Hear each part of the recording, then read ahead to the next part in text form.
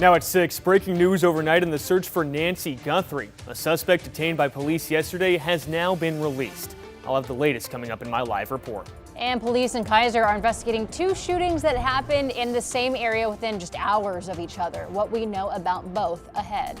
Plus, could your morning cup of joe be good for your brain? We'll take a closer look at another new study showing a link between drinking coffee and a lower risk of dementia in just a few minutes as your news at sunrise starts right now.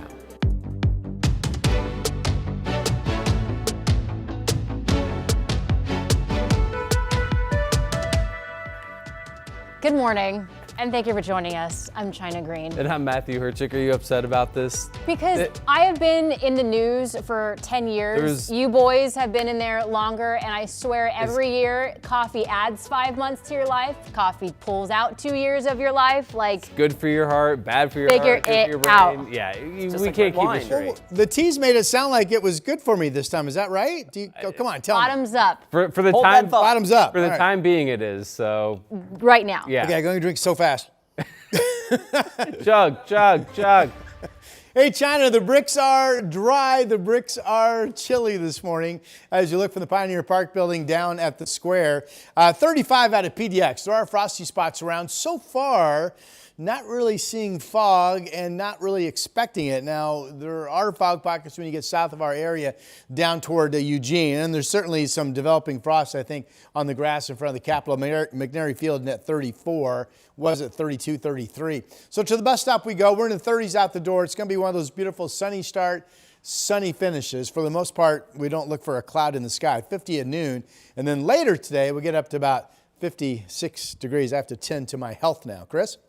I'm going to go put a half a gallon of hazelnut creamer in my coffee too while I'm at it, because that should help things. Let's get you out the door. We'll start off with one trouble spot up near the Battleground on-ramp to northbound I-5. It looks like actually WashDOT's got that, or one of their contractors anyway, has got that car up on a flatbed. They're getting it out of there. The ramp was temporarily blocked getting onto northbound I-5 from the Battleground exit. Also in Linton, an early morning crash right now has 2 lanes of Highway 30 blocked near Marina Way. They're alternating traffic through the eastbound lanes right now. So give those folks some room to work as they hope to get that crash clear soon.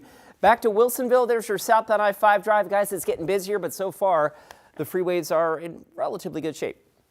Thank you, Chris. We have breaking news in the search for today's show host Savannah Guthrie's mother, Nancy. This morning, police released a man detained as part of the investigation. Sunrise reporter Thomas Schultz joins us in studio this morning. So Thomas, this man's now speaking out about his experience. Yeah, that's right. He claims he didn't even know who Nancy Guthrie was and has nothing to do with her disappearance. His name is Carlos Palenzuelos, and he says his home was searched by investigators last night. Palenzuelos says agents told him he looked like a person seen in this security footage of an armed masked person at Nancy Guthrie's doorstep the morning she disappeared. Palenzuelos is a DoorDash driver, though he says he doesn't remember delivering anything to Guthrie's home. Reporters spoke to him early this morning in Arizona. Take a listen. When they finally told you this had to do with some kidnapping, like what were you thinking? Like, what the am I doing here? I didn't do anything, to be honest. Like, I'm innocent.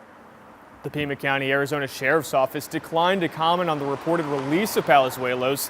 Overnight, investigators for the county and the FBI searched a property in Rio Rico, 60 miles south of Tucson, minutes away from the Mexican border. One resident told NBC News he was in shock to see the search in such a small, tight-knit community, leaving many in Arizona on edge.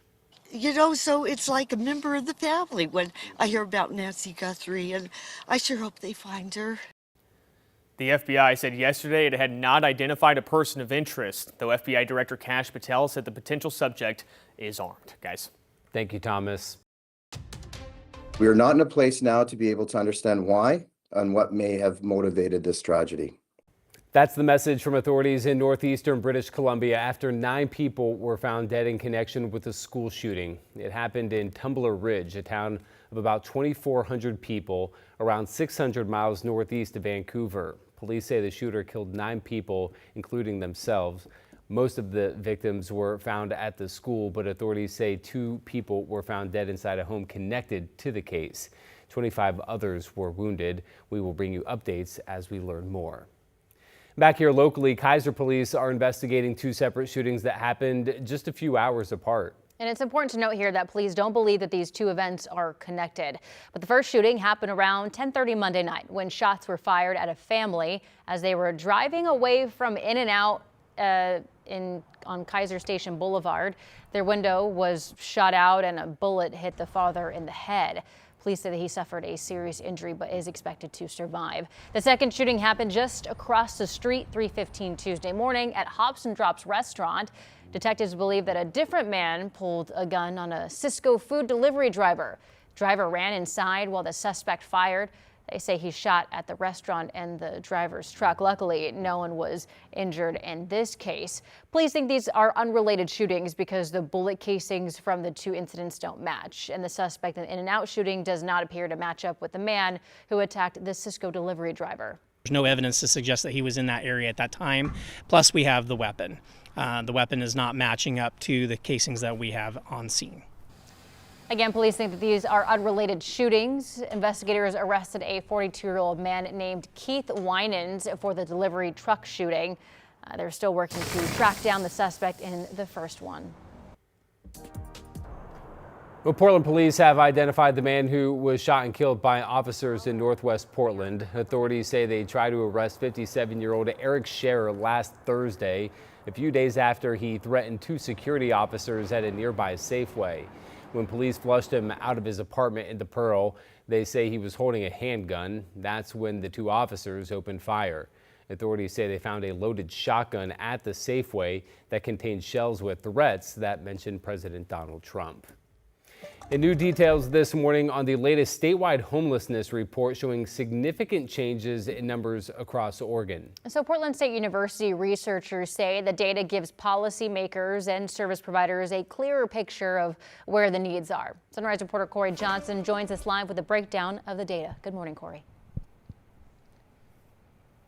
Yeah, good morning, Matthew, China. That report is a snapshot of homelessness on a single day taken in January when that count is done. So just over 27,000 people were counted as experiencing homelessness on that day last year in 2025. And that's across the state. That's nearly 61% of those people were unsheltered. The numbers were taken, as I mentioned, on a single night in January. And they also represent a nearly 35% increase compared to 2023. PSU also put out a tri-county point-in-time count last year showing of the more than 12,000 people counted in Multnomah, Clackamas, and Washington counties, those who identify as Black, Indigenous, or people of color experienced homelessness at a faster rate between 2023 and 2025 compared to white people. According to the statewide report, though, there's been a 50% jump in sheltered homelessness over the last 2 years, but researchers say that's not necessarily a bad thing. It includes the fact that we've added a lot of shelter beds. Now, we can't know if people are going into shelter who would have been unsheltered normally, or if this is reflecting people who would never have been homeless. But it is a sign that at least people are going into shelter. Now, researchers behind the report also tell me that the data that they get from these findings also help to write grants. They also work as a framework for policymakers so that they can better understand the communities that they're serving. Back to you. Corey Johnson reporting live. Thank you, Corey. All right, before we get to Rod and your local forecast, we have a health story that may make you appreciate your morning cup of coffee just a bit more, maybe. A new study suggests drinking a moderate amount of caffeinated coffee or tea may lower the risk of developing dementia. In the study, researchers followed more than 131,000 adults for up to 40 years.